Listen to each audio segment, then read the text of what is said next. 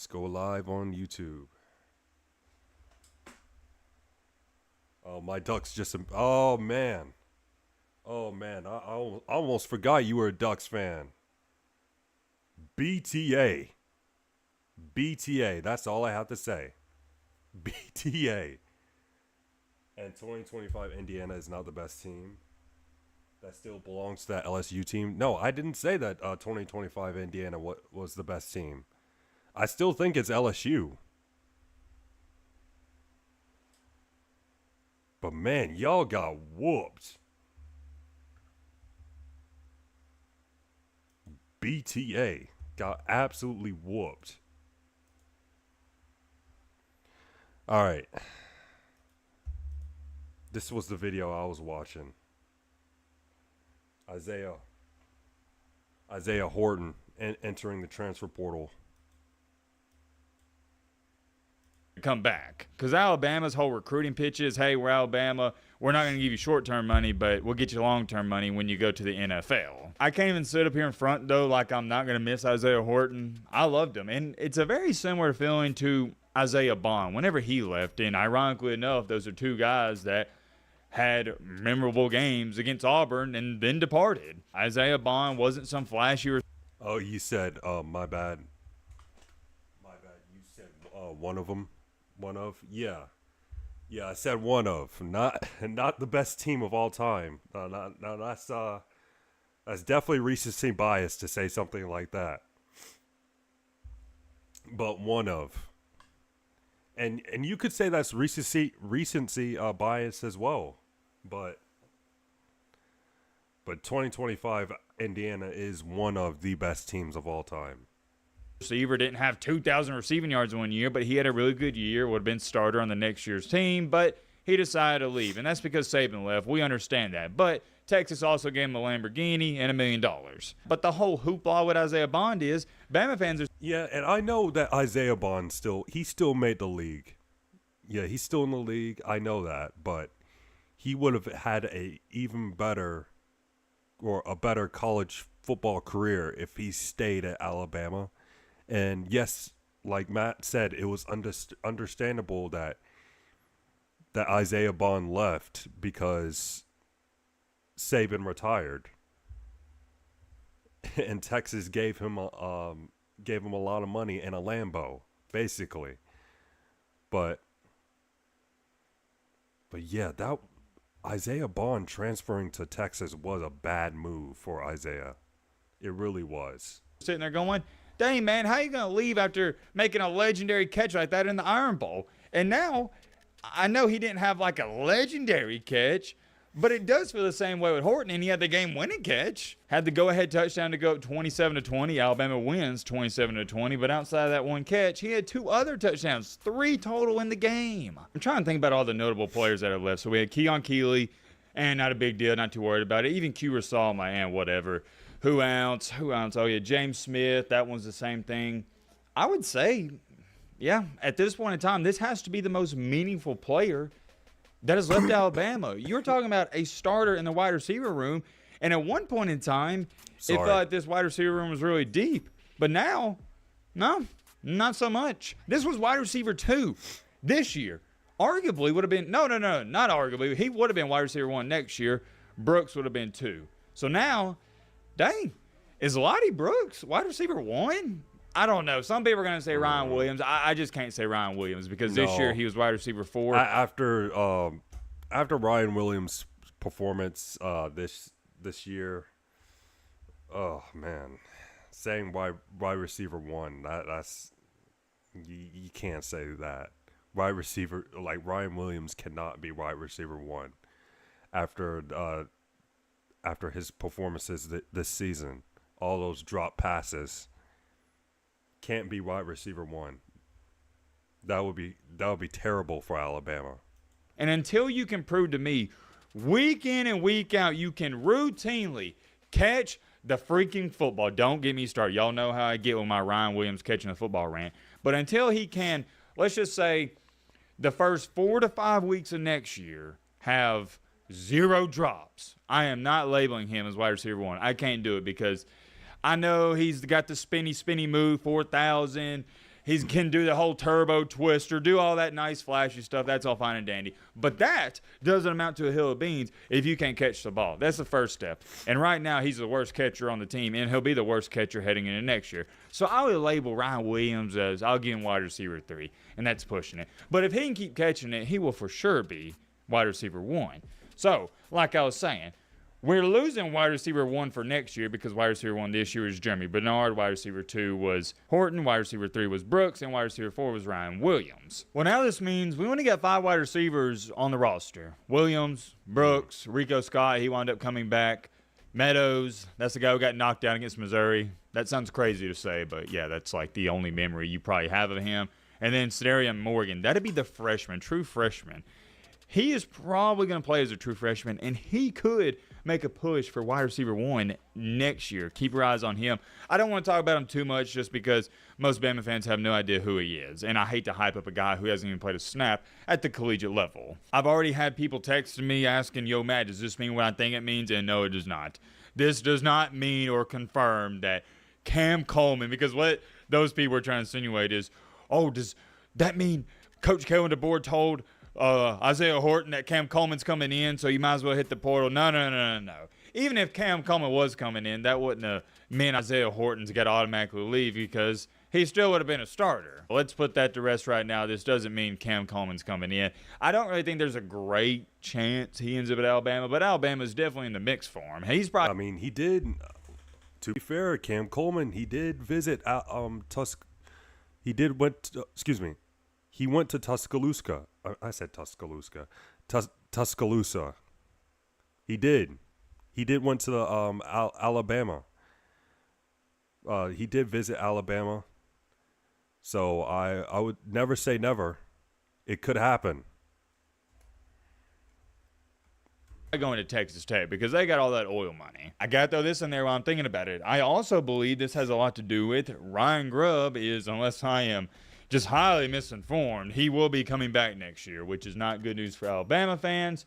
It's not really good news for the Alabama football team because I haven't given up on Grubb quite just yet, but we saw it with the Seahawks. I know most Bama fans, you don't give a flying crap about these Seattle Seahawks, but here's why you should, and I'll talk more about this in the offseason. So they were awful at running the football. I believe they were worse than NFL. Well, it's not a coinky-doink that Ryan Grubb was the offensive coordinator of the worst rushing team in the NFL, and now he's the offensive coordinator of the worst rushing team in college football. Come on now. You don't got to be a rocket scientist to put that together. He's just a bad offensive coordinator when it comes to running the football. And I hate to say bad offensive coordinator in general, but at times it seems like it. And I'm not going to make this a Ryan Grubb rant video. If I had to grade his performance this year, I'd give him a D+. That's it. Most Bama fans would say an F to put in perspective, so a D+, that's fortunate. It's crazy because heading into 2025, what did everybody say? Oh, the offense is going to be way better because Nick Sheridan, he's now the quarterback's coach, and Kalen DeBoer finally got his guy, Ryan Grubb.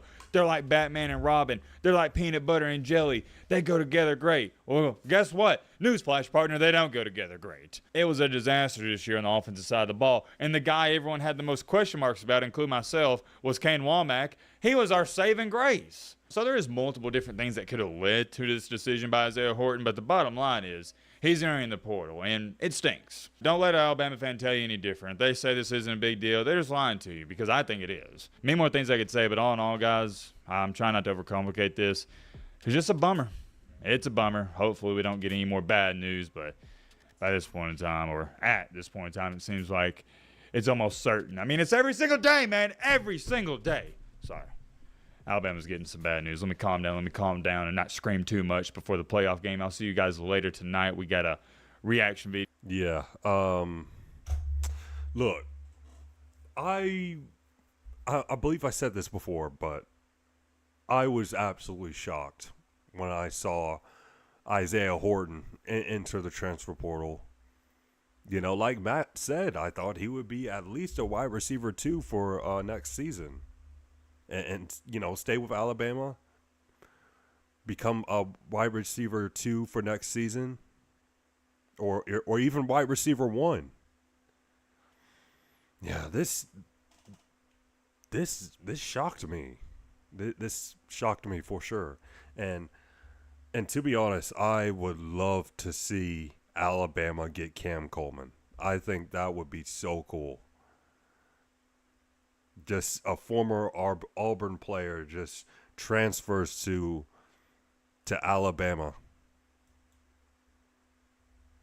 Wouldn't that be something?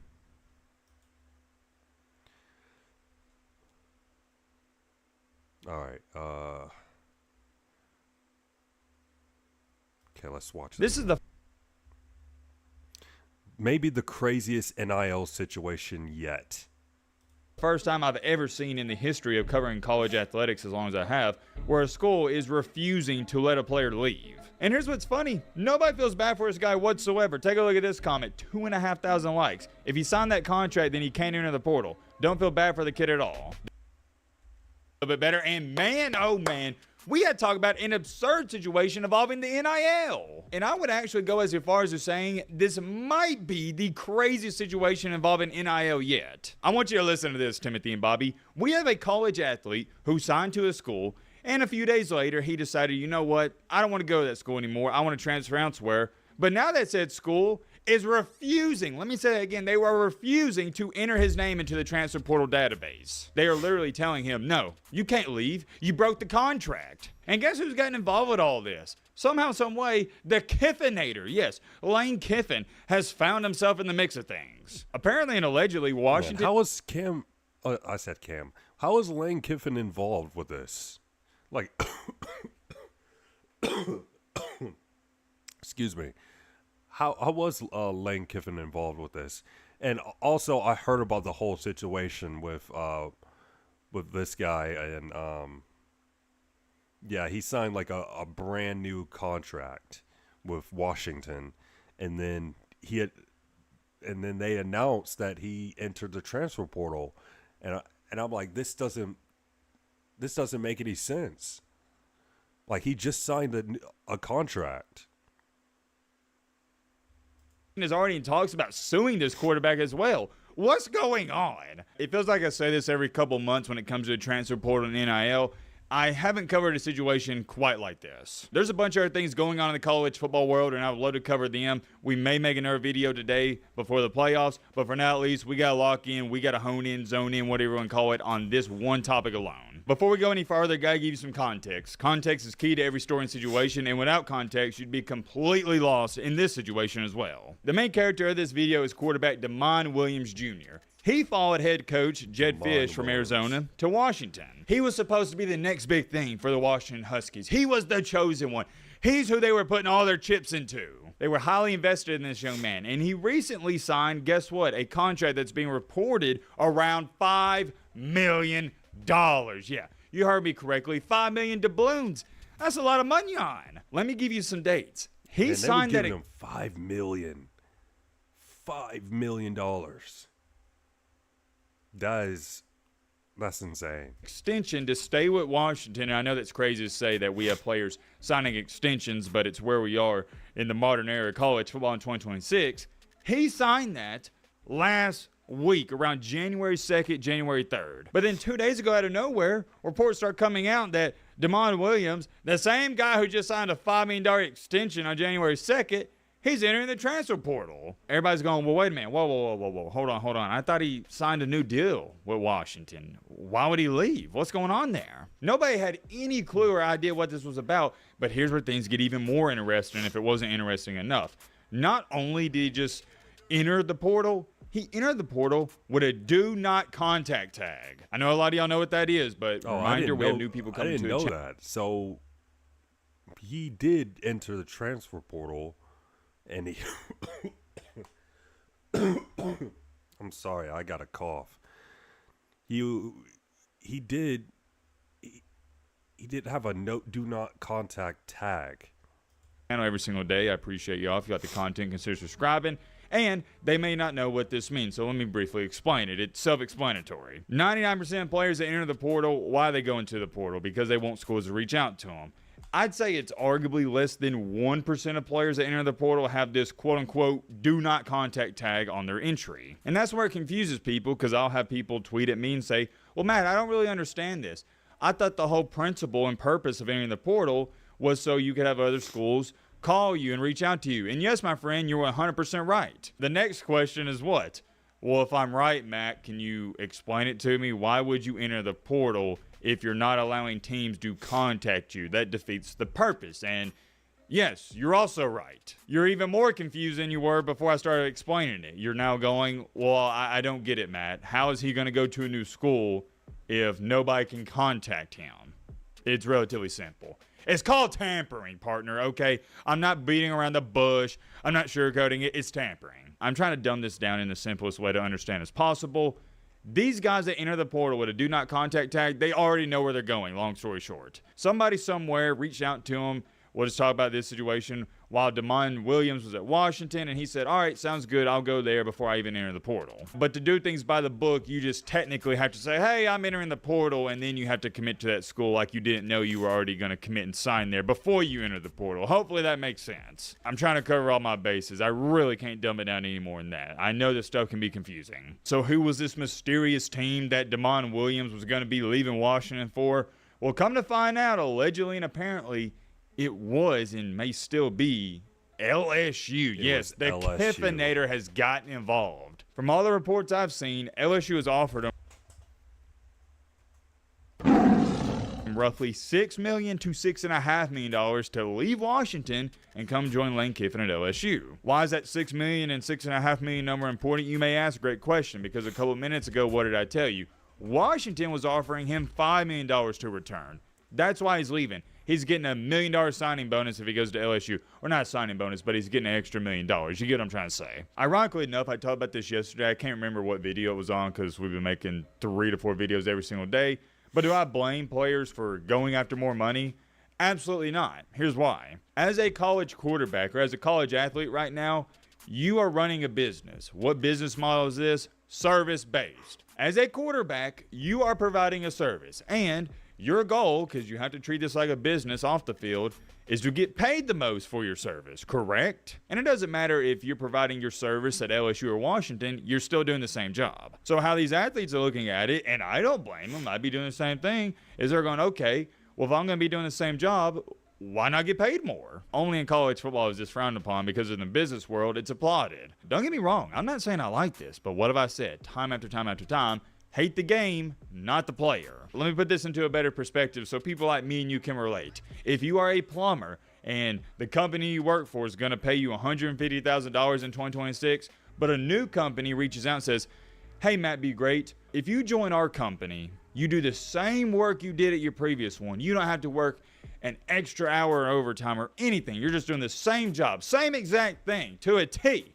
We'll give you $100,000 more per year. Heck yeah, I'd join, and so would you. If I'm doing like it's a no-brainer. the same job, I'm going to take a $100,000 pay raise, and so would Don't even every have to single think one of you about it. watching this video. College football fans don't look at it that way because they're so infatuated with, oh, well, these are college athletes. They're just lucky to be getting paid anything, and people, you know, they have their favorite team, so they feel like whenever a kid leaves their favorite team, they're getting backstabbed. But it's not personal. It's business, and everybody knows this in the business world. You don't take anything business-related personal. These college athletes try to make money, and I know money's a touchy subject, but let's not act like money isn't one of the most important things in this life, because it is. And a lot of these guys are not going to make it to the NFL. I wish all of them did, but reality is they're not. So yes, there's a big difference from making $5 million at Washington compared to $6.5 million at LSU. And plus, LSU is just a way better football team. We haven't even talked about that, and I'm not going to. That goes without being said. Now, if we were talking about leaving LSU to go to Washington, it'd be a different story because Washington is just not on LSU's level. But no, this isn't a case. This is the ultimate win-win, getting more money on and going to a better football program. So yeah, anybody in their right mind would be doing the same thing, and you probably think this is the end-all be-all. Damon Williams is going to be going to LSU. But just like Lee Corso says, not so fast, my friend. So Washington catches wind of all this, and they go, what are you talking about, buddy? You ain't going nowhere. You signed a contract. You're not leaving. This is the first time I've ever seen in the history of covering college athletics as long as I have, where a school is refusing to let a player leave. For those of you who don't know what's going on, because you're saying, well, how are they going to stop a guy from leaving? The school has to officially enter you into the transfer portal database, and they are refusing to do that, according to reports. The next question everybody's going to be running to the comment section and say, I'm just going to address it before we go any farther. Can they even do that? How can a college program not allow a player to leave? I want y'all to understand something. This isn't a morality thing per se at this point in time. He signed a contract. This is a legal matter. Damon Williams signed a contract that is stating, hey, I'm going to stay at Washington and they're going to give me $5 million. Well, he's now breaking that contract only 4 or 5 days later, and Washington's like, well, that's tough luck, buddy. You signed the contract. So now this is going to go to court, more than likely, if I had to guess. And here's what's funny. Nobody feels bad for this guy whatsoever. Take a look at this comment. Oh, 2,500 likes. If he signed that contract, then he can't enter the portal. Don't feel bad for the kid at all. And what's so funny is I'm just scrolling through the comments, the amount of people, I'm not even going to show you all of them, but the amount of people that are going, Washington can't do that. They can't restrict a kid. Buddy, yes, they can. He signed the contract. You've obviously never signed a contract in your life. So, yes, they can do that. However, I will throw this in there. Contracts are meant to be broken. So, who knows what's going to happen. But it's probably going to court, like I said a couple of seconds ago or a couple minutes ago. And I'd assume, although we don't know, Washington will eventually just let him go, let him walk, and nothing will ever come out of it. But I'm not going to try to assume too much, because as to where it stands right now, and I'm just here to present you with the information and you can do as you please with it, they are refusing. But here's where things get really fascinating. If the court rules in favor of the athlete, which, by the way, I know you're not going to like to hear this, they normally do. Case in example, Diego Pavia, they gave him an extra year just because they didn't want to fight it and go through all that. If they rule in favor of Damon Williams, what does that say about college football and just college athletics? You're talking about at that point in time, the players have all the power in the world. And how are you supposed to feel about it if you're these universities and schools? You have a contract in place so stuff like this doesn't happen. It happens and you still lose. Think about that. Bizarre stuff there. I'm having to come in here and re-edit this video because right before I was going to upload it, I'm having to re-render it and everything because I think this is a vital update to our story and situation. Damon Williams' agent just released a public statement. Doug Hendrickson posted this on Instagram. I have made the decision to end my representation of Damon Williams Jr. effective immediately due to the philosophical differences. Damon is an incredible talent, and we wish him and his family the best in their future endeavors. Whew! What about that? That's tough. Things are getting really spicy now. Really, really, really spicy. If you don't know what this means, because these public statements can be too nerdy with all their big words that are useless, his agent quit on him. So what does that mean, Mr. Matt? Why did he quit, Mr. Matt? Great question, Bobby. I'd love to answer it. Because obviously, they're not on the same page. His agent's going, hey, man, we should probably do this. And Williams and his family's like, nah. We're not doing that, and they split up. And I'm going to keep it a Fortnite V-Buck with you. You probably should have stuck with the agent, because they're agents for a reason. I know they get a bad rep, but more times than not, they know what they're doing, not you. There's a reason NFL players and NBA players don't negotiate their own contracts, okay? That's all you need to know. I'm not going too much into that. Crazy stuff there. I don't know what's going to happen, but I kind of forgot to throw this in there, although I don't think it's a major detail because it's not involving Williams directly too much. Sam Levitt, the transfer from Arizona State, he's already visited LSU. And I think what happened there is Lane Kiffin got wind of all this going on. I was like, oh, crap, it looks like that's not going to happen. So I got to go after a new quarterback. I just thought about this, too. If LSU is going to go with Sam Levitt, they're no longer interested in Williams. They don't want to get into all that drama. Well, there's no way Washington's going to accept him back. No way. Because think about it. The LSU offer is off the table. So now his best offer was the original one, sticking with Washington for $5 million.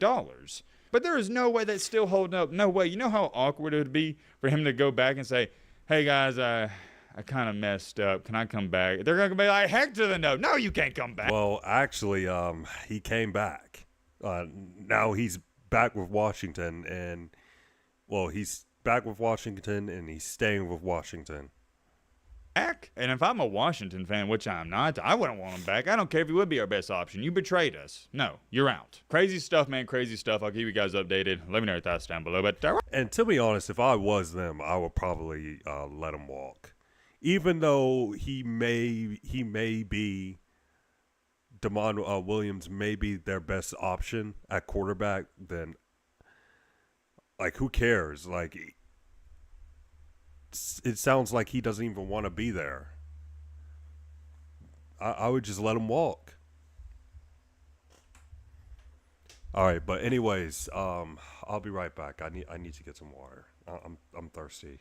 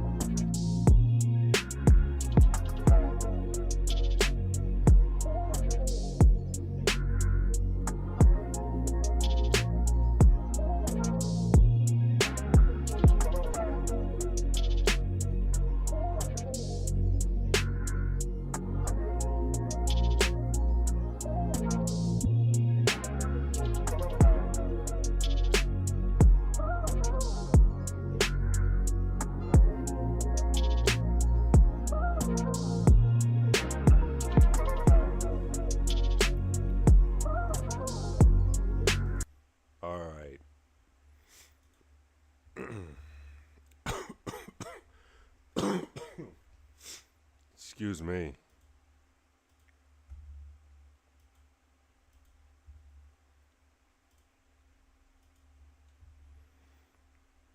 All right. I got two more MPG videos. Two more.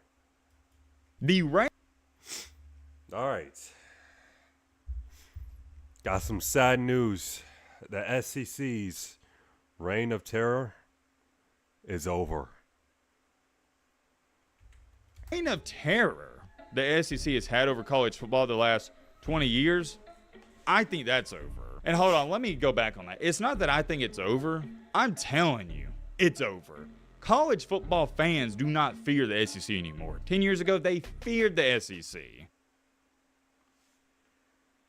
Ladies and gentlemen, boys and girls, hope all of you having a great Friday. Hope all of you having a great, or my apologies. Hold on, what am I talking about? Hope all of you had a great week, because the week is dang near over. If not, hope this video can make it a little bit better. And man, oh man, do we have a topic to get into in today's video. I know all my SEC fans, they're not going to like this. And all the SEC haters, they are going to love this. This is going to sound like music to, I'd say, a bunch of college football fans out there. Why? Because they hate the SEC. And why do they hate the SEC? Because the SEC is the best. You can like what I just said. You can hate it. It really doesn't matter to me. It's been the best for years. And it's just people, they have SEC fatigue.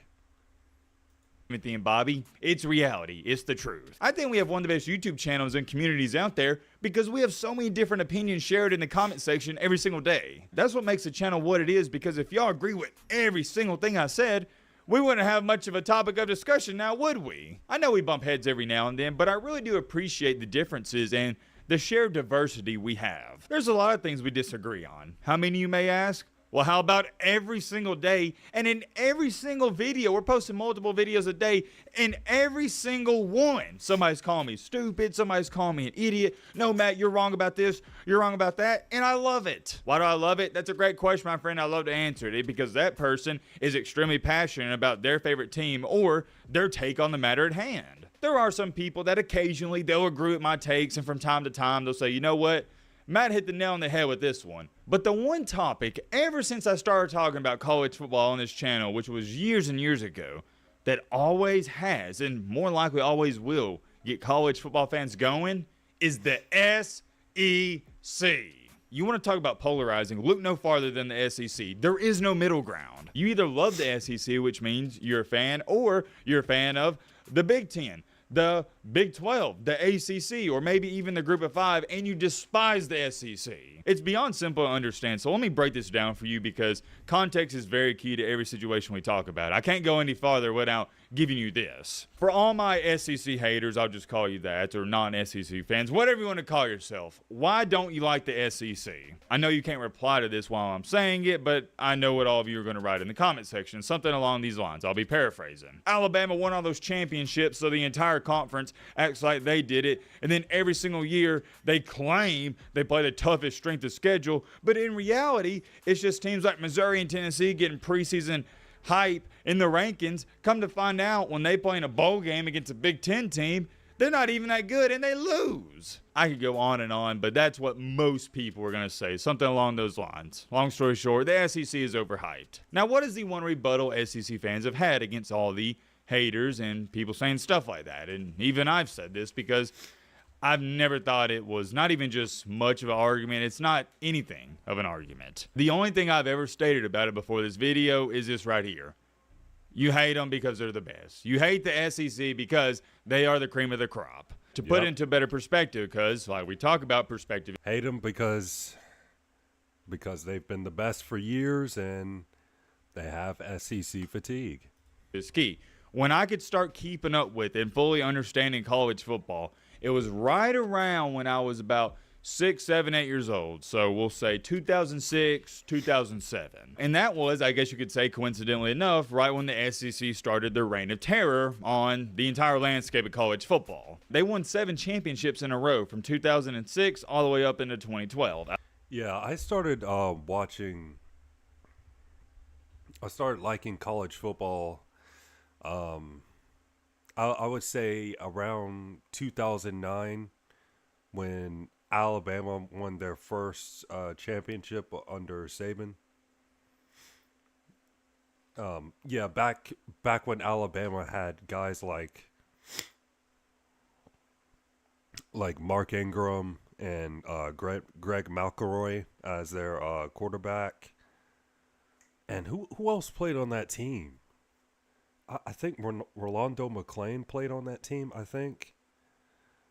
I don't know. I have to check. But that was when I started watching college football, and also Colt McCoy was playing. Yeah, he was playing at Texas at the time. That's when Alabama played Texas in the BCS championship. Man, and who also played in 2009? I think Tebow was playing in 2009 as well. Yeah, that's when I started watching college football. Alabama won 3 of those, LSU won 1, Florida won a couple, and then Auburn had that lone one in 2010 with Cam Newton. But point being, and we'll get to the championships in just a second, don't worry, Timothy and Bobby, when I could start keeping up with this sport, fully understanding it, the SEC, that is when they started their dominance. So you got to understand, and there's a lot of guys watching this video, you're in your 20s, you're in the same boat as me. All you've known your entire life is the SEC when it comes to college football. They are the cream of the crop. It's okay to say it. Even if you are a hater of the SEC, it's just a reality. We're not talking about the past couple of years, which that's more foreshadowing. We'll get to that in just a second. We're talking about the past 15 to 20 years. The SEC has ran college football, or a better way of saying it could be, college football has ran through or run through the SEC. And what's really fascinating is we're about to do a huge fast forward from 2006 all the way up until 2024. For years, I'm talking about the entirety of the 2010s and the early 2020s, what was the topic at hand? What was everybody talking about? Hey, who's the second best conference in college football? Is it the Big 12 or is it the Big 10 or is it the Pac 12? I say that because I want you to understand how big the margin was from the SEC compared to everybody else. There wasn't even anybody arguing who's number 1. It was who's number 2. Because I got to go back to this. There was an argument. Not at all. You just be dumb to even try to debate it. And I cover this stuff just as much as anybody else. I didn't see real conversations going on about, hey, is the Big Ten better than the SEC? And Big Ten's actually arguing for it up until last year, 2024. The 2023 season where Michigan beat Alabama, I still saw a majority of Big Ten fans giving the SEC props and saying, well, Alabama still made it to the semifinals. The SEC, they're still relevant. You still got Georgia. Nah, SEC is still better. And everybody really considered the Alabama-Michigan game the national championship one. I would as well, but that's a different conversation for a different day because we all know it didn't matter if it was Michigan or Alabama. Whoever played Washington, they were going to win that game. But things got really interesting last year, which is 2024, because that was the second straight year where we had a national championship with no SEC team. So 2023, Michigan, Washington, to refog your memory, and in 2024, it was Ohio State versus Notre Dame. As we know, Ohio State won it, and Big Ten fans really started to run their mouths a little bit, rightfully so, because they're going, well, wait a minute, hold on. That's not just one championship.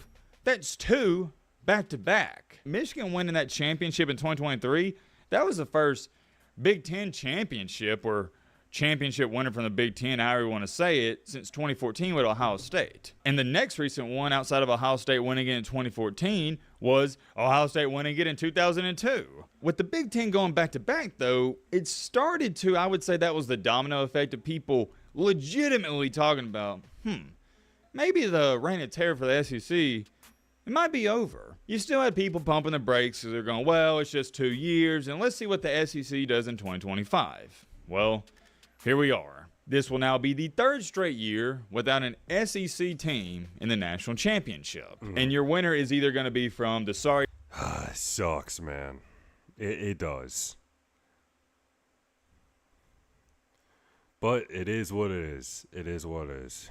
Kentucky ACC, or I really can't even call them Sorry and Sucky anymore. I should just start calling them the Big Ten. Now, before I go any farther, let me address this, because I know all my SEC fanboys, they are freaking out going, no, Matt, what are you talking about, brother? The SEC is still the best. Hold on. Hear me out. I'm not trying to sit up here and convince you that the SEC should be panicking or the SEC isn't good or any of that. I haven't stated that. But one thing I noticed this year, and I've been covering college football, I've been in the media for a very long time, and this is the first time I've noticed it ever covering this sport, that not just these college football teams, but these college football fans do not fear the SEC anymore. They don't. For example, last year they would tweet stuff about it, and I'm just talking about random fans, and you still didn't feel like they believed it. But now, no, they believe it when they say, yeah, we're not scared of the SEC, and I believe them. And this is why I said, hold on, you got to hear me out. The SEC is not going anywhere anytime soon. That's not what we're talking about. That is not the focal point of this video. So I know what you're sitting there saying, okay, Matty boy, where are you trying to go with this? Here's where I'm going with this. All I'm saying is the reign of terror the SEC has had over college football the last 20 years, I think that's over. And hold on, let me go back on that. It's not that I think it's over. I'm telling you, it's over. College football fans do not fear the SEC anymore. 10 years ago, they feared the SEC. College football teams. And which is true. It is true. Like, we have to admit it. And when Matt says teams feared the SEC, to be more specific, they feared Alabama. That's the team. That's the team most teams out of the SEC feared the most. Alabama. Feared the SEC. The greatest example I can give you is 2012 Notre Dame versus Alabama in the national championship. Notre Dame talked about, there's interviews of Manti Te'o saying, yeah, our guys crapped our pants when we saw Alabama walking out of the tunnel. That doesn't happen anymore. And I'm not just talking about with Alabama. It doesn't happen with Georgia. It doesn't happen with Ole Miss. It doesn't happen with any SEC football team. Teams are not scared of the SEC. Now, whether or not it has to do with the transfer portal and the talent getting dispersed, which it is, that's a different conversation for a different day. From top to bottom, though, if you were to ask me, Matt, well, who do you think is the better conference, the Big Ten or SEC? I'm still going with the SEC. SEC is number one for me. People tend to forget about all those sorry and sucky teams in the Big Ten. I mean, Yeah, there's a just look at that, man. Just awful. And Penn State, yeah, they were horrible this year. And Bruins, Northwestern, Nebraska, Minnesota, Wisconsin, Michigan State, Maryland, Purdue. Terrible. reason why Indiana, Ohio State only played in, what was it, roughly 3 competitive games this year, both of them. The bottom half of the Big Ten is so bad and atrocious. So And also, like, there's a clip of Caleb Downs, who was one of the best players in the Big Ten. One of the best players in the Big Ten, played in both the Big Ten and the SEC, and he admitted that the SEC is more difficult to play than the Big Ten. It's harder. He says it is harder to play in the SEC than the Big Ten. He said that, and he said that Ohio State only gets like maybe 3 to 4 difficult games. And in the SEC, when he played for Alabama, they were playing difficult teams like almost every week. top to bottom, yeah, you still got to go with the SEC. But it's getting close, man. So close to the point where this is the first time I've ever even argued for the Big Ten in a video or another conference when it comes to comparing them in the SEC. The reign of terror is officially over in my books. I don't think there's any arguing that or disputing it whatsoever. From 2006, starting with Florida up until most recently 2022 with Georgia, the SEC won 13 out of the last 17 national championships during that span. I'm not saying that won't happen again, but I think things are definitely shifting in college football. Many more things I could say when it off here. Let me know your thoughts down below. But Yeah. It's not that SEC is just a bad conference now. Definitely not. It's still one of, if not the best conference in college football. It's just that other teams don't fear the SEC anymore. They're just not scary anymore. See what the comments are saying. Congratulations. Hold on. Can't see very well. I only have like one contact and I don't know where, and I lost my glasses, so I can't see very well at the moment. What does that comment say? SEC still got them media by the balls.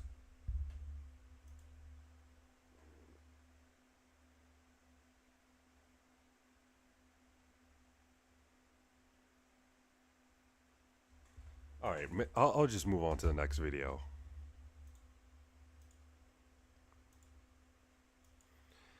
All right, video about the whole Trinidad Chambliss situation. So apparently, Trinidad Chambliss requests to get another year of college football, another year of eligibility, has been rejected by the NCAA, unfortunately. Ladies and gentlemen, boys and girls, hope all of you having a great Friday. Hope all of you had a great week. If not, hope this video can make it a little bit better. And man, oh man, we have a crazy and bizarre situation to talk about. And guess who it involves? The quarterback who just got done playing in the semifinals in the playoff game against Miami, Trinidad Chambliss. Yes, that's right, you heard me correctly. He's the quarterback who bursted onto the scene out of nowhere. And it's not like people are watching him going, oh yeah, he's decent, he's pretty good. No. He quickly became one of the best quarterbacks in all college football. Everybody talks about, well, Dante Moore's the second best quarterback in the country. Diego Pavia, Ty Simpson, Gunnar Stockton, list goes on and on, but I'm not too sure it is an old Trinidad Chambliss. We got some big news that's involving him. You are not going to want to miss that. But we also got some breaking news involving Michigan star running back. Out of nowhere, he just announced that he's leaving. What? Yeah, he's entered the portal, and looks like Georgia Tech might get him. What is going on? Well, you know what? Let me answer my own question. I know what's going on. This is college football in the modern era. Welcome to college football in 2026. We also got to talk about Auburn a little bit. Unfortunately, you know how their former star, five-star prestigious receiver, Cam Coleman, he entered the portal? Well, guess where he's at currently? Alabama. He's in T-Town. Got some more stuff to talk about Auburn. It is more than safe to say it's going to be a jam-packed video. I don't got time to waste. You don't got time to waste either. Let's get straight into it. Let's start with the Auburn news first. I don't really have too much to say about this. Cam Coleman, he's in Alabama. Let's just get that out the way. I personally don't think Alabama has a great shot of landing him. They have a decent shot, but I think he's more of a Texas Tech guy because they're going to give him way more money. But it does make things really interesting when you take into account Alabama's star wide receiver. He would have been wide receiver 1 next year. You know who I'm talking about, right? We talked about him yesterday. Isaiah Horton, he entered the portal. So some Alabama fans were insinuating, or not insinuating, a better word is, they're assuming, okay, maybe this means that Cam Coleman's going to be coming in and taking Horton's spot. But I don't think there's any substance to that because even if Cam Coleman were coming in, Isaiah Horton would have been a starter. Not too sure what's going to happen there. I will keep you updated on Coleman. We're getting updates by the day. I'm sure we'll have another one tomorrow. But this one is a new one. Auburn's other star wide receiver who's supposed to be a stud this year, but as we know that didn't happen because Auburn but they didn't have a passing game at all. Eric Singleton Jr., he's entered the portal. Auburn's losing everybody, man. I'm kind of getting worried for them. I don't really get worried with Alabama losing players because they lose players, 20-plus players to the portal every single year, and it's not a big deal. They'll just reload. But Auburn, they're down in the dumps. Auburn can't really afford to lose 5-star recruits. Alabama, Ohio State, Georgia, they can. So there's a big difference there. A lot of reports coming out that Singleton, he's leaning towards Florida and he's going to join John Sumrall. And I think that'd be a good fit. Can I blame the guy? Heck to the no. Why would you want to stay on this Auburn football team with Byron Brown being the quarterback? And I mean that with all due respect. I think Byron Brown's going to be good for Auburn, but he's not a pocket passer. He's not a guy that's going to throw the ball for 4,000 yards. They're going to run it just as much as they pass it. So as a wide receiver, no, that's not really a dream case and scenario for you. I put it to you like this, and we got to get a move on because we got to cover this Trinidad Chambliss stuff. If I were a wide receiver, I would not want to play for Auburn next year. That's all I got to say about that. Let's get into our other breaking news we got to cover before Trinidad. Justice Haynes. This one shocks me. I just don't get it. And before some of you run to the comment section and say, well, oh, Matt, he's doing it because of money. No.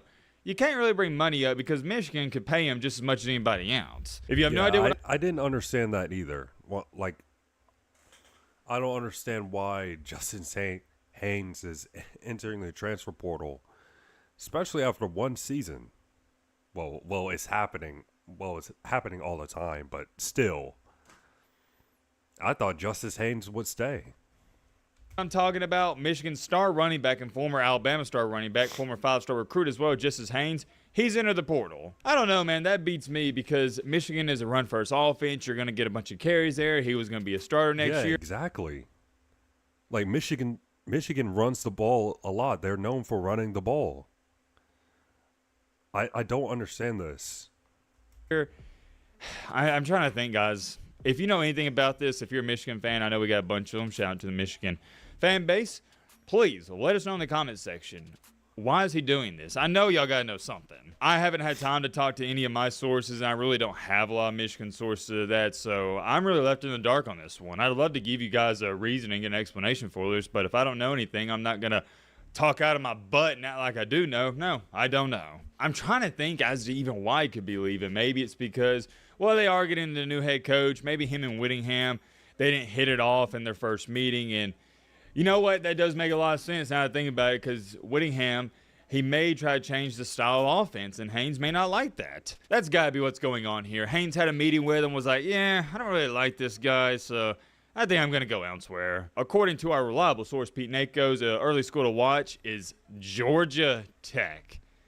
I'm scratching my head, too. I don't get it. Why would you leave Michigan to go to Georgia Tech? With all due respect. Seems like a lateral move at best, if you got to ask me. I don't know where he's going to end up. It's definitely an interesting one. I'll throw this out there as a Bama fan. You'll get the Bama fan in me for just a second. I'd love for him to come back to Alabama. I hate he left Bama, but I understood it because Alabama didn't even use him. Best of luck to Haynes. I really enjoyed watching him at Michigan, but I guess we're going to see him in some new colors next year. I would love to talk about that some more, but we got to move on to the main topic of the main encore. Main reason you clicked onto this video. What in the world's going on with Chambliss? I tell you what's going on, partner. Short story. He's no longer going to be playing college football. Long story, well, come on now. It's a Might Be Great video. You know we're going to get into that. Come on, man. Y'all know better than that. You know we're going to talk about it a little bit. Let me find the official report from On3. Oh, got it right here. Breaking. The NCAA has denied, in all caps, Ole Miss quarterback Trindad Chambliss a 6th season of eligibility, which means it's over. His last game was last night, as of right now. For those of you who don't know, let me give you some context. Chambliss wound up filing a waiver to the NCAA to appeal and hopefully get another year eligibility, being next year. And while that waiver was being looked over, him and Ole Miss agreed to an extension next year in NIL for $5 million. So I don't even understand why him and Ole Miss were negotiating anything before this waiver got granted, which, yet again, it didn't. You get my raw and immediate reaction to this. Am I shocked and there's a reason I'm not really screaming and making a big deal out of this? No, I'm not shocked because it was a BS waiver. It blows me away. Yeah, dude, why did I make all that noise? Yeah, I definitely agree with this tweet. Denying this while allowing TJ Finley to transfer to his 7th school is what is wrong with college football. Yeah. How come someone like TJ Finley can just enter the transfer portal like 50 times and go to different schools and he's been doing that for years, and Trindad Chambliss can't get a 6th season of eligibility?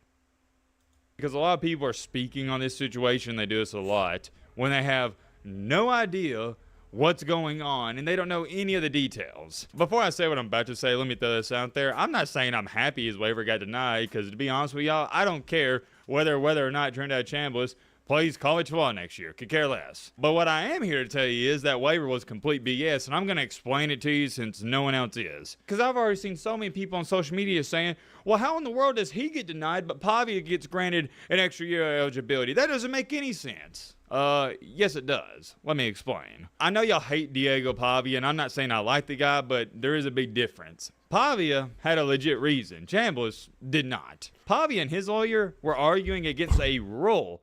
Chambliss and his lawyer were trying to get a medical exemption. Big difference. Pavia also played under the NJCA when he was playing JUCO ball, not the NCAA. Another big difference. I'm trying to dumb all this down so you get an understanding. Pavia played under the NJCA, not the NCAA. What does that mean, you may ask? Great question, Timothy and Bobby. I'd love to answer it. JUCO's different. It's ran by the NJCA. Where Chambliss' situation is completely different from Pavia's is because he played D2 But unfortunately for Chambliss, that is still under the NCAA's umbrella. This whole thing where the JUCO years don't count against you, that has nothing to do with Chambliss. Chambliss always played for the NCAA. I hope all that makes sense. Okay, yeah, that does make sense. So Diego Pavia he didn't play for he didn't play in the NCAA. He played JUCO football. While Trinidad Chambliss, he played Division II football in the NCAA. Yeah, it makes a lot of sense. So for all the people hooting and hollering about, well, why did Pavia get an extra year? Because he didn't play for the NCAA. That's why. And you can hate Pavia all you want, but to attest to his credit, he has a legit reasoning, and he didn't break any rules. Chambliss is the one who's pretty much trying to get away with a BS reason and excuse, and yeah, it's not going to fly by, and it didn't fly by. When Trinidad Chambliss didn't play that 1 year at Fair State, him and his lawyer were trying to argue that he was having respiratory issues, and that's why he didn't play, therefore he should get a medical red shirt. However, the doctors begged to differ and stated, and I quote, he was doing very well, and the reason he didn't play is because of quote-unquote developmental reasons. In other terms, to dumb this down even more, he didn't play because he was being developed, not because he was having respiratory issues or tonsillitis like he's trying to claim, or did try to claim. Well, technically he did have tonsillitis, but it's not a thing where it's going to sideline you for the entire season, and that's what the NCAA is saying. According to Pete Thamel, Chambliss' attorney, Tom Mars, has indicated he's also preparing legal action in Mississippi for an injunction and damages. Shaking my head. Here we go. It's a never-ending cycle. They're not going to give up, are they? This is where I just get tired of it. It's like, all right, dude, you played 5 years of college football. You're pushing 30. They told you no, just move on with your life. I'm tired of it. I am. I'm not going to act like I'm not. I am. I really don't even like to see quarterbacks play for 5 years. Anything after 5 years, I'm over it. I don't like it. It's not good for the game. I am cool with occasionally seeing a 23 and 24-year-old quarterback, but I don't want to routinely see that in college football because, no, it should be 18 to 22-year-olds. And unfortunately, if you're not good enough to go to the NFL or they're not giving you the grade you hoped, by your 5th year or when you're Diego Pavia's age, well, it's tough luck. You're going to have to do like everybody else does. You're going to have to get a regular job. Look, man, it's time to move on, Chambliss. Whether you like it or not, you got two options. Numero uno, you go to the NFL draft. You'll be arguably second, third round pick. Or option number two, you get a job. Your choice. But you're not playing college football anymore. But hold on. Just like Lee Corso says, not so fast, my friend, because it doesn't end there. This is a huge domino effect. Here's how. Since Chambliss will not be returning next year at Ole Miss, as of right now, I guess if they sue, maybe it could change. It is now being predicted that Auburn's 5-star quarterback that just entered the portal, Deuce Knight, he is going to be heading to Ole Miss. That's where things really get interesting. This is a player that reminds me so much of, ironically enough, Austin Simmons. And what about him? I wonder if he's looking at this going, well, crap. I probably shouldn't have left. I'd have been the starter next year. And it goes back to this. Sometimes, and not even just sometimes, but a lot of times if these players would just stick to where they're at, they'd be better off. Case in example here, unless Austin Simmons was just tired of Ole Miss and wanted to leave. But I don't know. I feel like he just wants to play. We'll see what happens. This will not be the last time we talk about this. Let me know your thoughts down below. But there I'm gonna. Yeah, it's probably... There's a beef. Look, it's probably what's best for Trinidad Chambliss. You know, his stock is already up. His draft stock is already up, and I do believe if he enters the draft, I do think he'll make it to the league and he will get drafted. You know, like Matt said, probably second round or third round.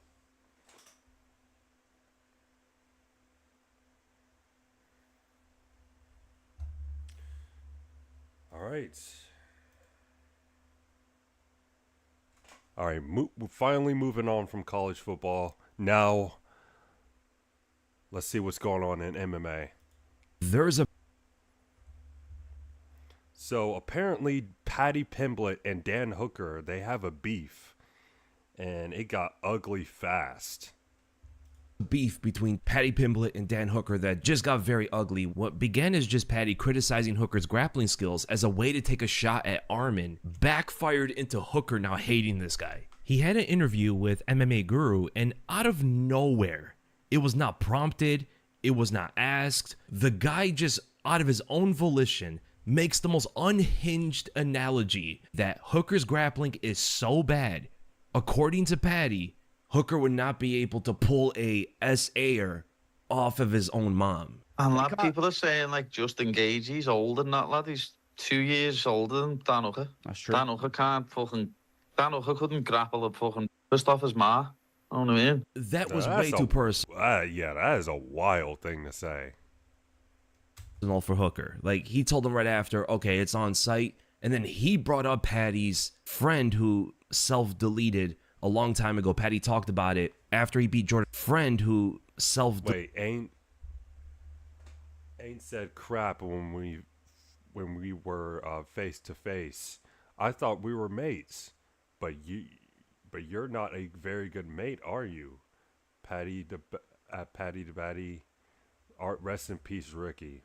Ooh. deleted a long time ago. Paddy talked about it after he beat Jordan Levin and had the interview talking about men's mental health. Quote, ain't said anything when we were face to face. I thought we were mates, but you're not a very good mate, are you? Hashtag Paddy the Baddie, R.I.P. Ricky, unquote. And he posted a video of them having some banter backstage on how, Dan Hooker hates everybody who's ranked above him. No, he was number 7. You know, I don't actually give a fuck. I hate everyone ranked in front of me. Yeah, I like it. You know what I mean? That's so you can like me then.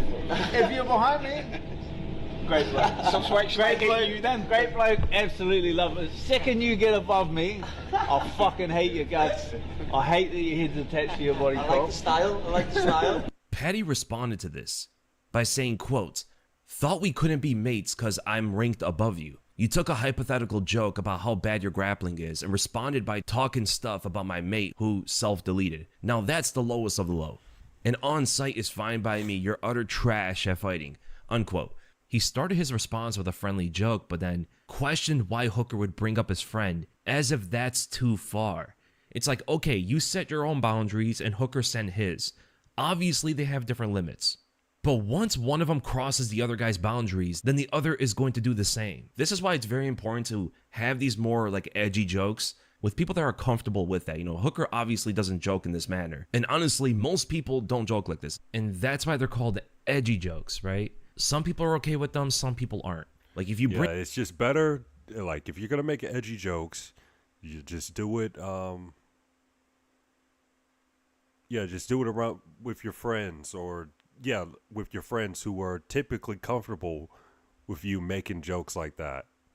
Or just, there's just a time and place. Mom and the R word in the same sentence, chances are for most people that it's not going to be perceived in a positive way. Like, they're not going to say thank you for that, Like, all he had to say was he's just trash at grappling. He didn't need to give, like, the most... That was a weird analogy. Weird analogy. Saying that Dan Hooker can't grapple a rapist off of his mother, that's... Like, what a weird analogy. That's just so weird. Like the Weasel just said. He could have just said, oh, he's just trash at grappling. Or his grappling sucks. Or just come up with a different analogy. Outlandish analogy to hammer that point home. And do what makes this even worse. In the same interview, he said that he doesn't talk about people's family when he was asked about Ilia Topuria, so he didn't want to bring any of the family issues into it. There's no... Yeah, but bro just brought up, bro just mentioned Dan Hooker's mom. Ilia Topuria around right now. The original plan was you versus him. Now we got the interim belt. In the meantime, he's obviously out. How do you feel about his departure? I know a lot of people, a lot of poshies out there, a lot of toughs out there have been trashing Ilia for his departure. How do you feel about it? You seem a little bit more understanding of the situation.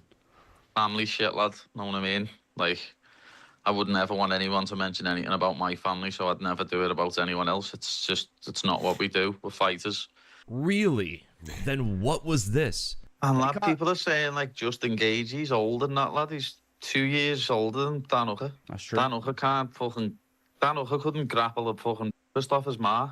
You know what I mean? I would never want anyone to mention anything about my family, so I'd never do it about anyone else. It's not what we do. We're fighters. We say what we want about each other.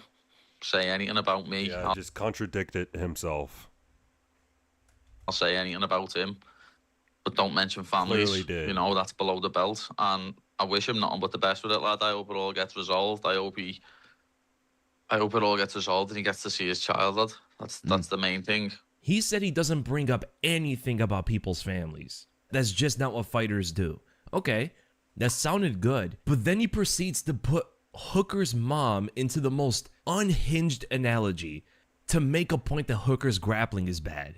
And then he gets confused on why Hooker is so upset that he brings up his friend. Paddy just might not be the brightest guy. Like, incredibly socially unaware. He wouldn't say anything about Ilya's family, but then he says something about Hooker's. He probably sees the difference in that it's an analogy and not something that actually happened versus something that's actually happening with Ilya and his family, so he doesn't want to get into it. So there seems to be just like a difference in the way these guys banter and the way they joke around, but that's why it's important to build this sort of rapport and understand the way other people joke around, you know? Social awareness, bro. Just social awareness. Just don't be dumb. Edgy jokes are fine, sometimes they're funny, but you have to have enough social awareness to understand that not everybody jokes like this, especially when you bring their family into it. Like, it's common sense. Most men are not okay bringing their moms into an analogy that they're getting essayed.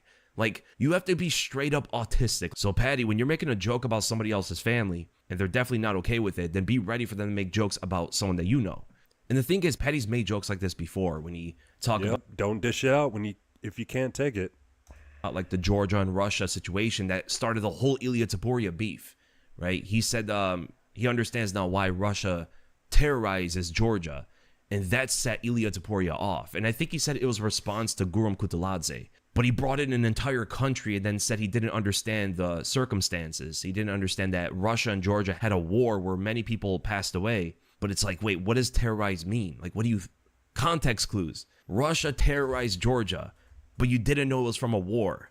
Paddy just might not be the brightest guy, bro. What do you think they were doing? Playing soccer together? Like, you thought it was a sports thing? That Georgia was terrorized? I think everybody knows, like, that region of the world has gone through so many wars, bro. Like, the Caucasus was riddled with wars not that long ago involving Russia. Just a little bit of history research will tell you this, bro. And why do you think the Georgians hate the Russians so much? So he doesn't understand that. He doesn't understand that Hooker is going to get upset. You could have just said what you said before about, you know, Hooker's just trash at grappling. That's what he was saying all the time. He talked about it on the Tom Aspinall interview and other interviews as well, that Hooker's grappling is not good. And the only reason why he even ever mentioned that was to take shots at Arman Tsarukyan because he believes Arman is not as good as we think. He was saying like Dan Hooker put him into a guillotine and Hooker is absolutely trash on the ground. But now he's made enemies out of Hooker when Hooker wasn't even the reason why he was bringing him up. He was bringing him up to take shots at Arman.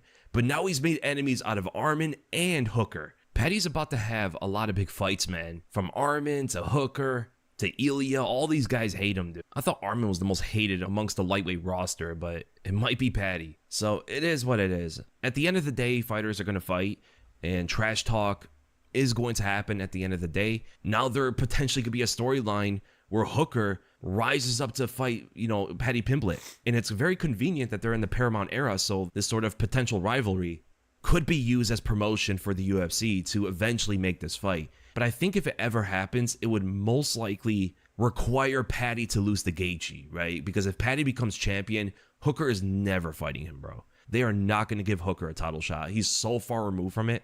If Gaethje beats Paddy, dude, we might get this fight next. Bro, the UFC would not miss out on an opportunity to make a big fight. And Paddy Pimblett and Dan Hooker would be very big and lucrative for both of their careers. And they want to punch each other in the face. They said it's on site, so they're going to have to separate them at the weigh-ins and all that stuff. And then Darren Till came out after, obviously taking Paddy's side. He said Dan Hooker is a POS. It's like, dude, what about Paddy? It's like, bro, Paddy started this. He talked about the guy's mom. Paddy being dumb as usual. Dan Hooker responded, and it became very ugly. So I don't know what they're going to do with this except, you know, potentially trying to make a fight later. And you guys can let me know, what do you guys think about the banter here? And is it too far for MMA, or is it just part of trash talk? Yeah, you know, like I said, weird comments from Paddy. You know, not completely against. I'm not against edgy jokes. I'm just saying there's just a time and place, and also weird comments from Patty.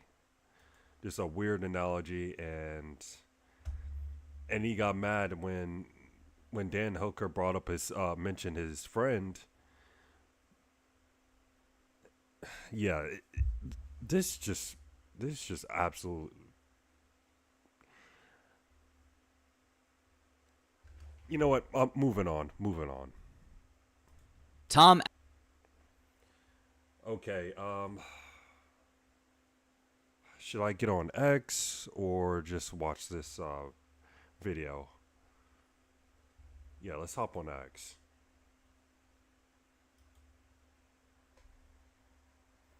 All right, so I don't know. This might be TOS, but apparently.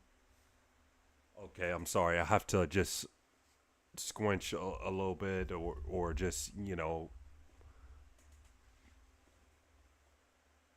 try hard to read this, because I can't see very well and I only have like one contact in, and I lost my glasses.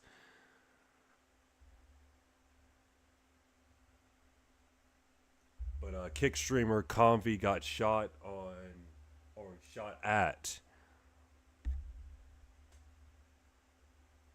while on stream. Okay. Single week? What are you talking about? My KCIP is $5. Fuck you talking about? What the heck?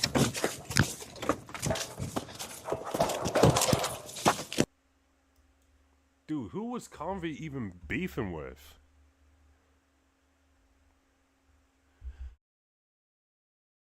Excuse me, it had to be like a crazy stream sniper or something.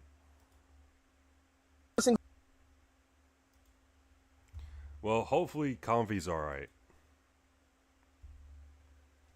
Alright, so this is how it says this is how we should treat these loser streamers in public. We need more of this. Okay. Crazy. Just say. Alright, what's going on here? Attention seeker streamer Life is Mizzy and her cameraman get some unexpected attention here on Hollywood Boulevard, and some bonus content. Let's hope they learn from going forward. Okay. I'm sorry. It's hard for me to see because I don't have glasses, and I only have like one contact in, and I only have a contact lenses. Excuse me, but contacts on my right eye. Sorry. Excuse me. I just had to administer you a ticket. It's for I'm good. Have a nice day. for not having your shoes tied. Okay. I don't like to be in camera.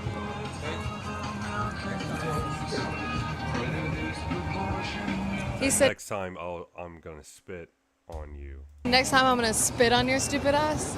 Is that what he said? Yep. That's crazy. Just say I don't want to be on camera. Why do you have to threaten to spit on me? God, people like to have no double down. fucking humor, bro. Just to make a point. What? People like to double down just to make a point. No, he could have just like said that on camera. Oh, If you're gonna say something like that, say it on camera, you know? So I thought camera you'd can hear appreciate it. that I read the room and kept walking, but no, he wanted to add to it. Oh well. I know we left. It's not like we put up a fight. It's not like we had a problem. You know what I mean? Like okay, heard. I was gonna put anything in the hood this time. Yeah, I think I learned my lesson from that one. Hey, check it out. The next time you do it, this your last warning. You did it to me twice. Stop disrespecting me, bro. I don't know you. Don't let her get you in trouble. Because you a guy, bro. Stop doing that. Don't let a female get you in trouble. It's very disrespectful. we walked what you're away. doing. I don't know you. You don't know me. Right. Don't do me like that. I'm going through something in my life. I just lost my mother. I don't need no motherfucking weird-ass people sticking their fucking camera in my face. Fuck, bitch. We're just You trying hear to- what I'm saying, I bitch? hear it. Don't do it again. No, we're sorry. It's your last warning. I'm Yeah, sounds like he is going through a lot. Like, rest in peace to his mother, by the way. telling you, don't play with me. I don't know you, don't play with me. I don't fuck with you. Weird ass bitch.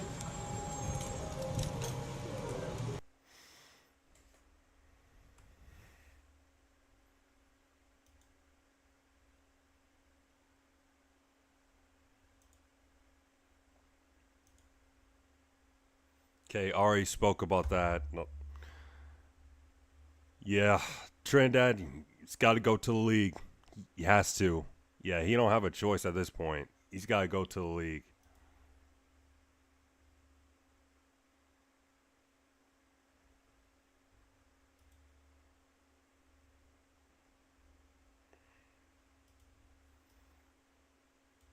All right, so this is about so this guy is interviewing Dana White, and basically he's saying that Colby Covington is still ranked even though he hasn't won a fight since 2022.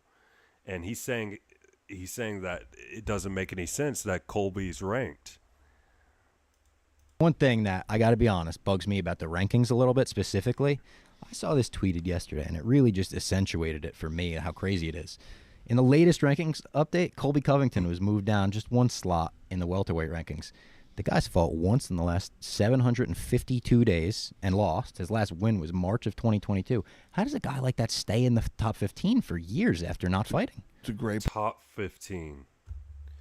And his last win was in 2022, and he is very inactive. And I like Colby, but let's be honest. It doesn't make any sense that he's still ranked. You know, hasn't won a fight since 2022, lost his last fight to Joaquin Buckley, and hasn't fought in a while. It doesn't make any sense that he's still ranked. Point. Do you have those conversations about the rankings where it's Great point. why is this guy, like Jeff Neal was moved one spot above him? Strange, no? Yes. Yeah, at least Dana White's aware about that. Okay, I don't even know if I should react to this. This is just all like, it's all gossip, you know? But you guys know, like, if anybody's watching the stream, you guys know. Well, why am I saying you guys know? Like, you know, obviously I got the Marlon skull cap on. I do like Marlon. I love Marlon. No homo. But so apparently there was a British bouncer that went viral, basically trying to expose Marlon for messing with another chick who was in a relationship with a popular guy in the UK, and I don't even know who these guys are. I don't. I just only know Marlon.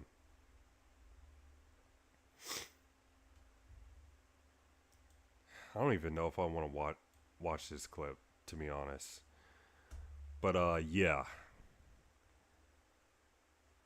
it's all not he said, she said, but it's just, I don't know. It's just all gossip at this point because there's no actual proof.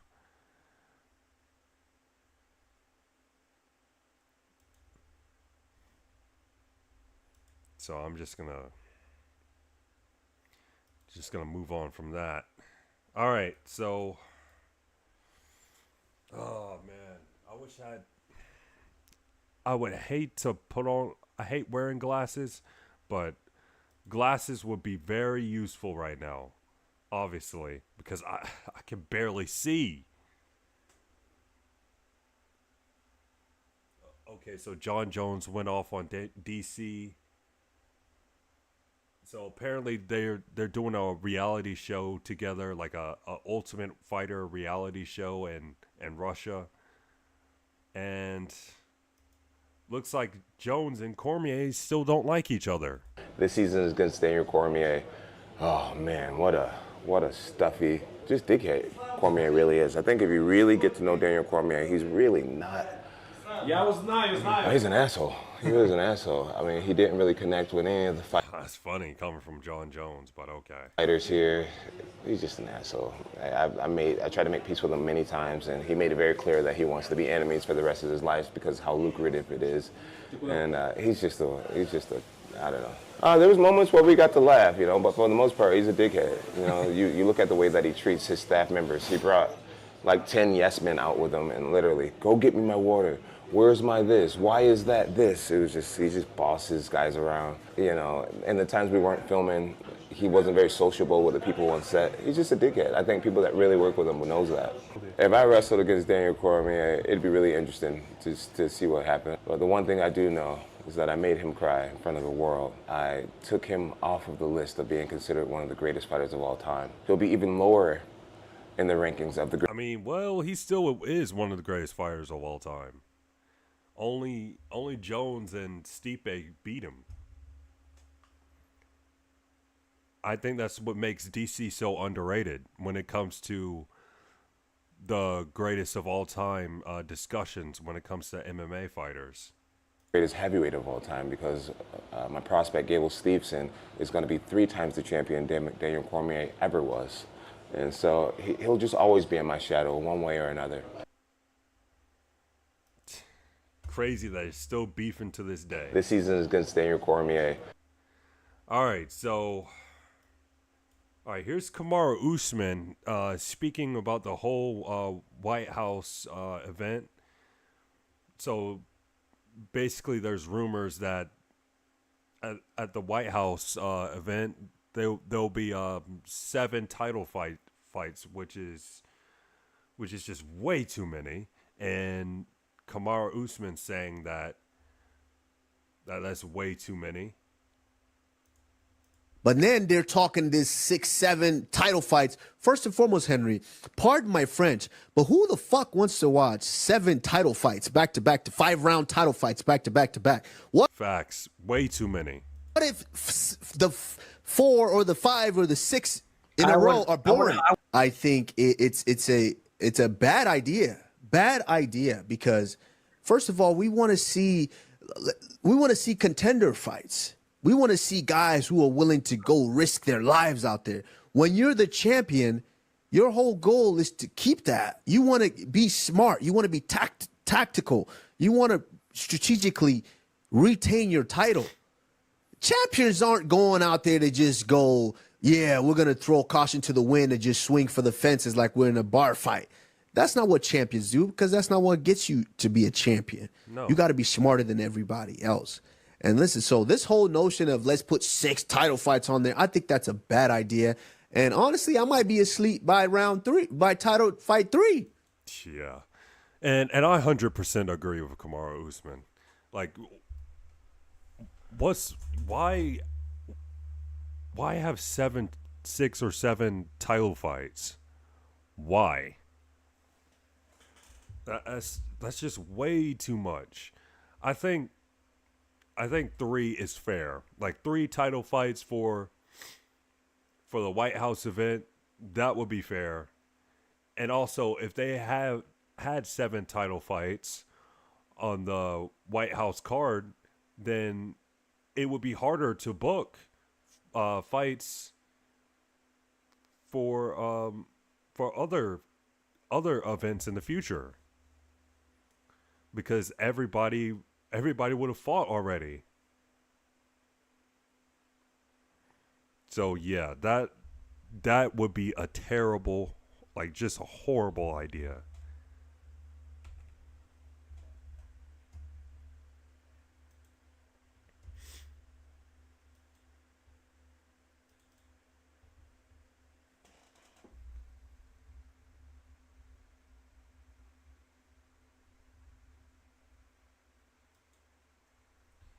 All right, back on YouTube. The unfortunate career of Tom Aspinall. Aspinall cannot catch a break. Tom Aspinall has gone through a lot in his career, starting with the knee injury early in his career against Curtis Blaydes in the first fight, then the whole John Jones situation that prevented him from truly calling himself the best and sidelined him for a solid part of his prime, and now the Cyril Gane eye poke situation, which has led to multiple eye surgeries and even some speculation that he's not going to return to fighting. Granted, this is coming from Joe Rogan, but it's like the MMA gods are doing everything in their power to prevent Tom Aspinall from truly reaching his full potential. Tom Aspinall, who is supposed to be the poster boy of the new generation of heavyweights and really one of the faces of the UFC, was supposed to unify the belts to become undisputed champion by running through John Jones in one of the biggest fights in UFC history, then go on to run through Cyril Gane, and then defend his belt several times over by showcasing his deep skill set for the heavyweight division. And I'm not saying Tom Aspinall hasn't achieved a lot, and despite a lot of setbacks, he has still become undisputed champion, and he's only 32 years old, so it's not like his career is actually over, but I can't help but think that by this point, Tom Aspinall should seriously be a generational superstar next to Alex Pereira and Ilya Topuria, like one of the faces of the UFC. So today, let's go through all the shit Tom has had to go through, where his career is now, and if he can ever reach his full potential. Tom Aspinall started off hot in his career, going 5-0 and pretty much finishing everyone early. He knocked out Jake Collier in his debut in 45 seconds, then Alan Baudot in a minute 35. Took a while to finish his first big name in Andrei Arlovsky, but eventually just bulldozed him and got a rear naked choke in the second. Then he knocked out Sergey Spivak in 2 minutes 30, and then finally in this win streak he displayed his beautiful wrestling and timing and eventually submitted Volkov in 3 minutes 45 seconds with this straight armbar. He was running through everyone in his division and showing every facet of the game. He could take you down and submit you, or he could simply just blitz you with punches and bunches and lay you out in less than a minute. And with this early run, he was set to face Curtis Blaydes, who was number 4 ranked contender, and he was going to do it in front of his home crowd of London, England. But unfortunately, his first strategy in his career would strike early in this fight as he blew out his knee in the first 15 seconds. And man, that would suck for Tom's career early, as he would take his first loss in the UFC in a way no one wants to see, and this would stop him from moving up the rankings and really stop his momentum and sideline him for a year. But in his return, Tom would come back just where he left off. Back on home court, he would get a quick 1 minute 13 second knockout of Marcin Tybura, which would catapult him to the opportunity of a lifetime, as John Jones would have to pull out of UFC 295. This meant Tom Aspinall and the super scary Sergey Pavlovich were set to face each other at Madison Square Garden for the interim heavyweight championship. It was a dangerous matchup with all eyes on this matchup for... Man, I remember the aura that Sergey Pavlovich had, that just this big, scary guy with good boxing and just and powerful punching. Man, the aura that Pavlovich had was crazy. Super high stakes. And even though it was Sergey who landed the first bomb, it was the speed and timing that got there for Tom, which took down Sergey Pavlovich and led to Tom becoming interim champion. And interim champion means they should be next in line for the belt, right? As in, the next fight should be between the undisputed champion who was sidelined and the interim champion, correct? Well, that just made way too much sense for John, I guess. See, as we all know, John was supposed to be set to face Stipe at UFC 295, but because he tore his pectoral, he would be out for around 9 to 10 weeks. And in that time, he did everything in his power to try to gaslight everyone into thinking he and Stipe was the next heavyweight fight, and not him and the literal interim champion Tom Aspinall. He and Tom would go into a Twitter war, and it started to look like Tom and John would have to wait. Me personally, I would have done Stipe versus Tom to prove who was really next in line, but even Stipe stayed sidelined to guarantee a shot at facing John Jones. What did this mean for Tom? This meant being sidelined for a very long time for practically no reason. Not only did he have to wait for John to recover 9 to 10 weeks, but he had to wait for John to fight Stipe at some point, and then he would have to wait for John to recover from that fight, and then hope that John would accept that fight with Tom.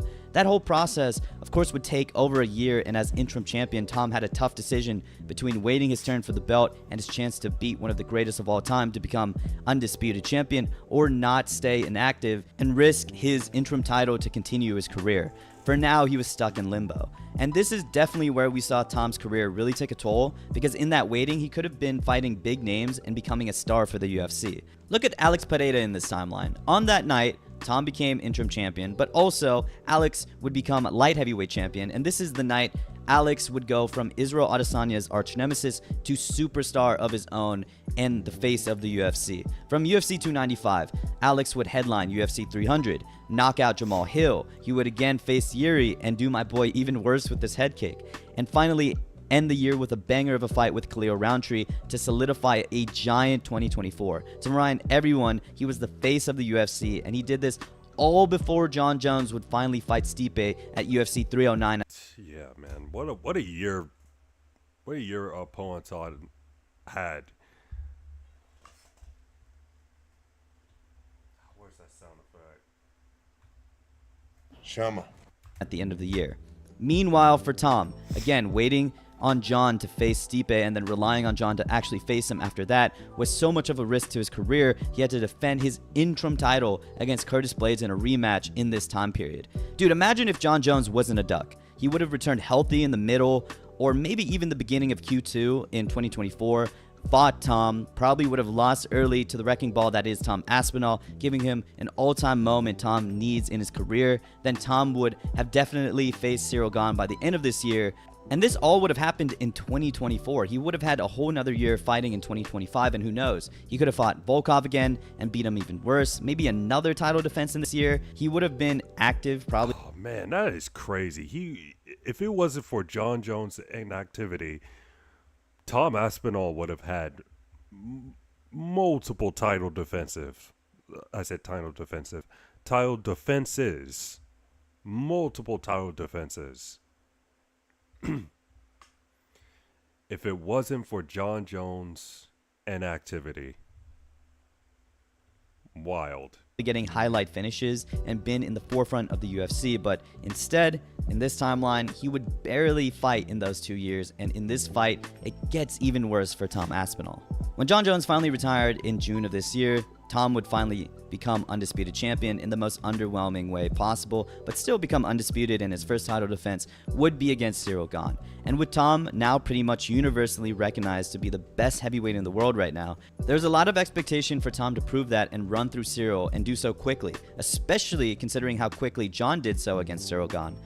But unfortunately for Tom, not only did that not happen, he kind of got worked by Ciryl in that first round with his speed and his jab especially, made Tom bleed, and to put the cherry on top, Ciryl Gane wouldn't give Tom the chance to make the adjustments in the second round as he poked him bad, which led to a no contest. Not only was this an unsatisfying ending, the community turned on Tom Aspinall, calling him a quitter and a fraud. It was pretty fucked up because it wasn't even his fault. Ciryl committed the clear foul, and now the dogs were sicked on Tom. Even Dana White was talking down on Tom's decision to not continue, and Waldo Cortez Acosta later down the road clowned Tom as he was able to continue after Tom's teammate eye poked him, and he still got the knockout anyways. Which gets us to now.